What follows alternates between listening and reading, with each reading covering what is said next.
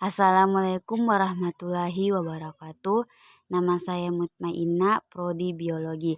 Saya ingin membuat tugas video PPT Ekologi Tumbuhan.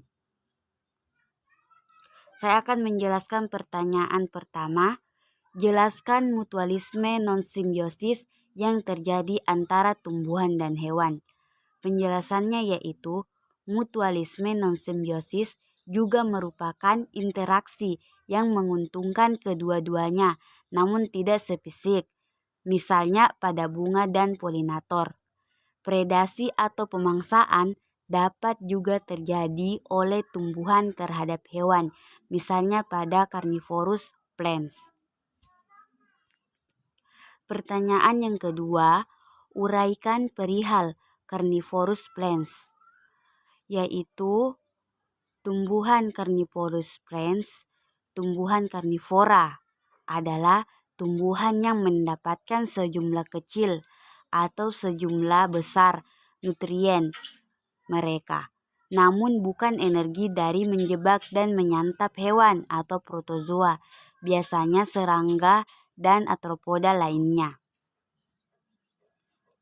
Pertanyaan ketiga, jelaskan mengapa simbiosis antara tumbuhan jenis Dipterocarpaceae dan jamur Mycorrhiza disebut bersifat spesifik, yaitu karena simbiosis antara tumbuhan jenis Dipterocarpaceae dan jamur Mycorrhiza disebut bersifat spesifik karena menyatakan bahwa Mycorrhiza atau asosiasi hubungan jamur tertentu dengan akar pohon tingkat tinggi bermanfaat dalam pertumbuhan Dipterocarpa karena membantu penyerapan air dan unsur hara, hingga meningkatkan laju pertumbuhan, meningkatkan ketahanan terhadap kekeringan, dan melindungi pohon dari penyakit akar.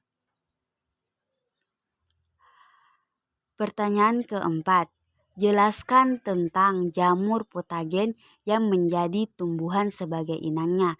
Penjelasannya, jamur patogen yaitu yang menjadikan tumbuhan sebagai inangnya. Mikroorganisme dalam kasus ini disebut sebagai patogen atau penyebab penyakit. Karena selain menjadikan tumbuhan inang sebagai tempat hidup dan mencari makanan, juga pada akhirnya akan mematikan inangnya. Utama yang bertindak sebagai patogen pada tumbuhan-tumbuhan adalah jamur. Jamur yang menyebabkan tumbuhan inang mengalami busuk kering. Pertanyaan kelima, yaitu uraikan perihal inovasi pertanian yang dilakukan manusia melalui rekayasa genetika yang dimulai sekitar tahun 1970-an, yaitu karena adanya aktivitas budidaya tanaman atau interaksi manusia tumbuhan sebagai upaya untuk meningkatkan kuantitas dan kualitas pangan dilakukan oleh manusia melalui inovasi pertanian. Revolusi Neolitik merupakan inovasi pertanian pertama yang dilakukan sekitar 10.000 sebelum Masehi.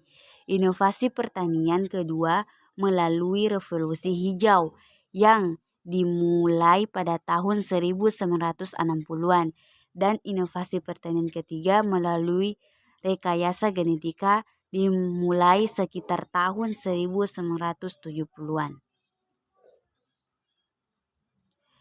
Itulah tadi penjelasan dari 5 pertanyaan.